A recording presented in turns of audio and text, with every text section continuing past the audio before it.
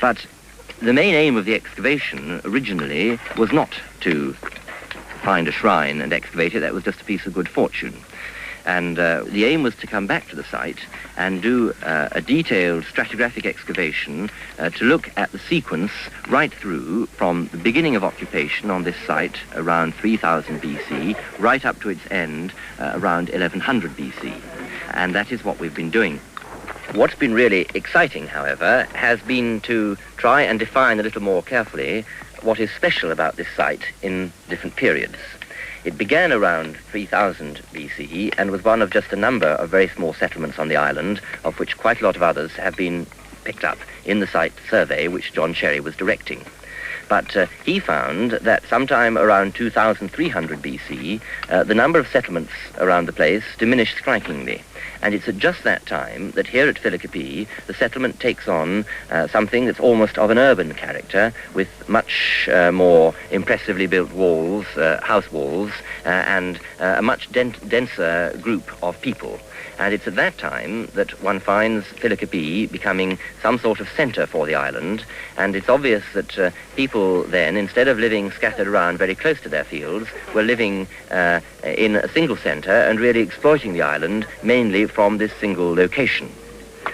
We don't have anything very much in the way of public buildings from that time, but what it has been possible to establish is that, some 700 or 800 years later, something like 1500 BC, we have the great city walls here built for the first time, and they're still an immensely impressive construction.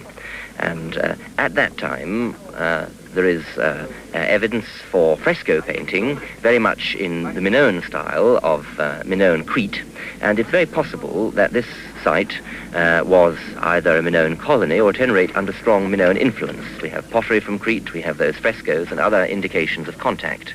And one of the interesting results of our excavation 2 years ago was to establish that there was a very important major building, which we call a mansion, of that same period.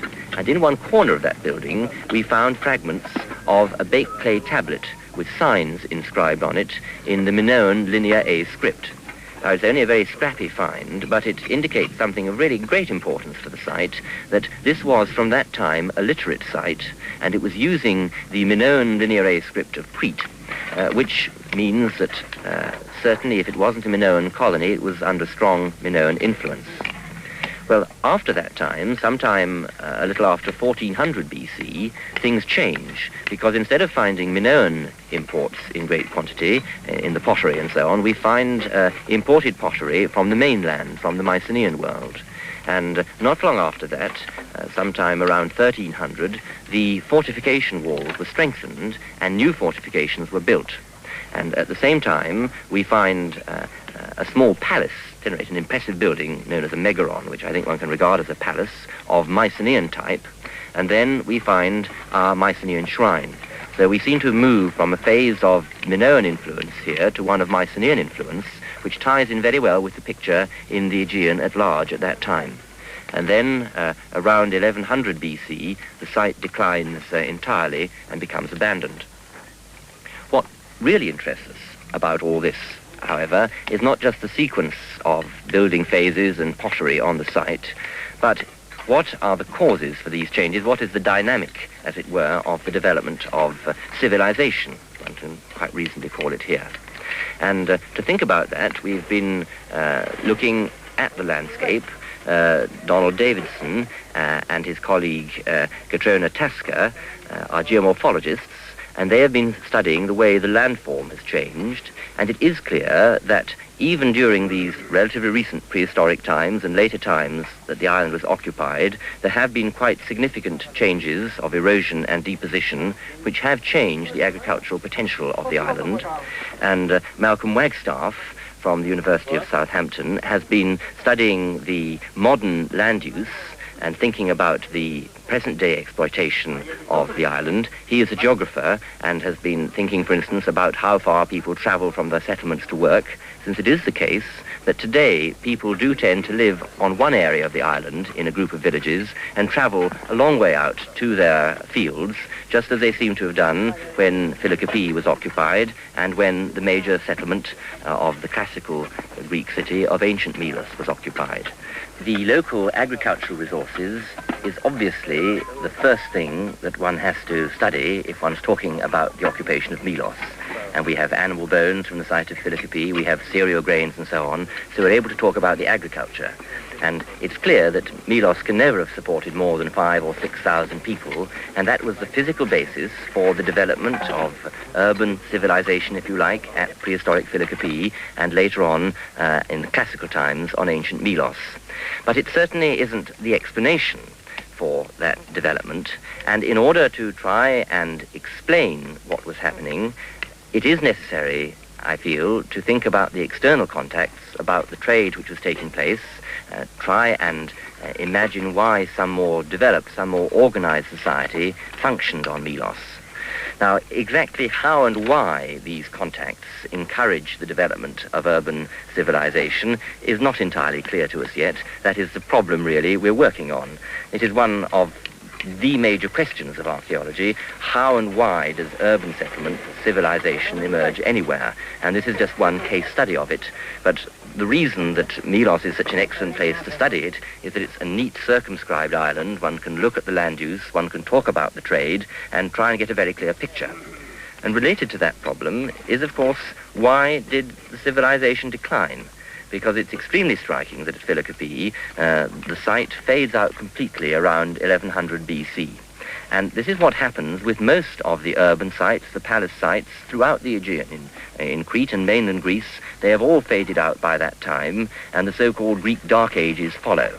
And that is something else which is of particular interest. We are beginning to suspect that it may in fact be related, at any rate in Milos, to the changes in the landform that may have arisen through a period of erosion and deposition. This may have changed the agricultural potential in some way and unsettled somewhat the balance between the human occupants and the natural resources, and this may have led to more dramatic consequences. As the excavation goes on over the next few weeks, one wonders what new evidence might be dragged up to the light for Colin Renfrew to interpret. And in much the same way, that other site, the classical city of Milos, although not being excavated, is receiving close attention. The visible features are being mapped and studied by Dr. Brian Sparks of the Department of Classics at Southampton.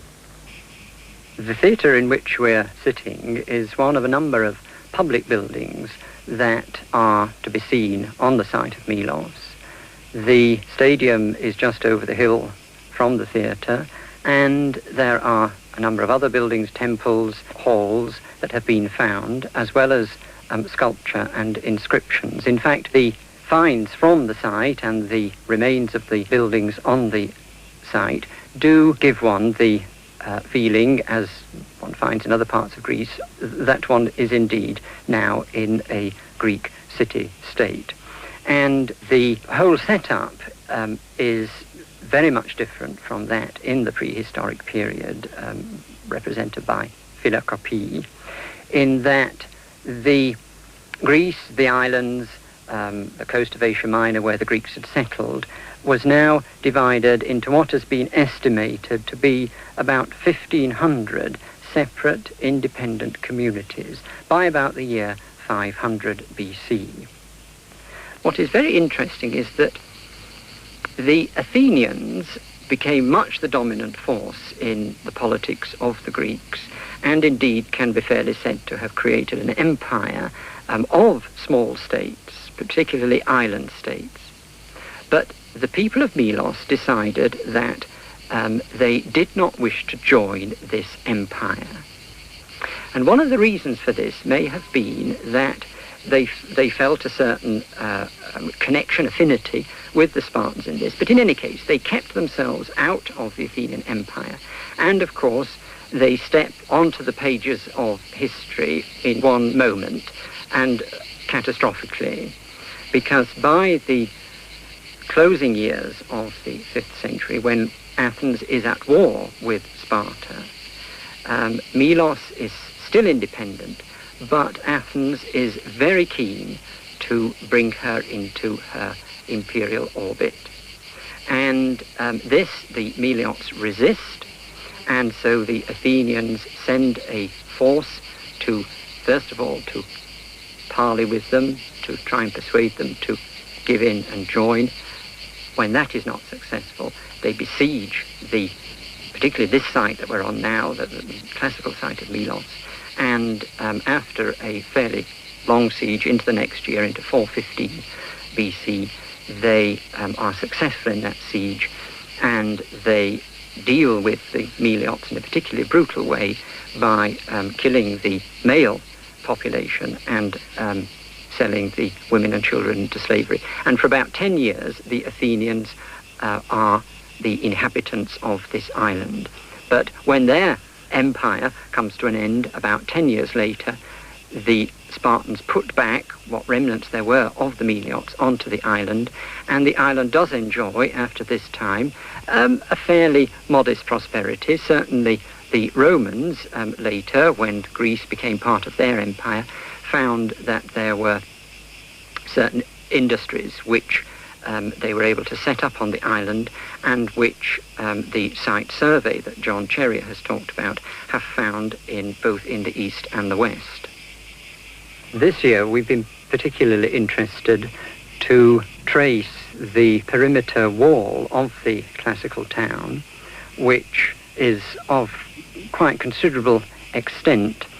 We've found large stretches of it, but I think it's true to say that this is not a job that has been done in any detail before, and we hope that when we've disentangled the different styles of walling, and these are causing us some difficulties, it would be possible to publish a plan which would help to show more clearly than has been possible before the total extent of the classical town.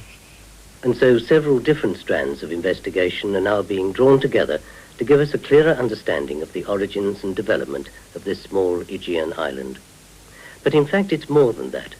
The story now emerging of how and when the Melian civilization began and how it progressed through good times and bad may well indicate for us the origins and development of other islands in the Aegean and their relationship to Crete, mainland Greece, and other parts of the Mediterranean.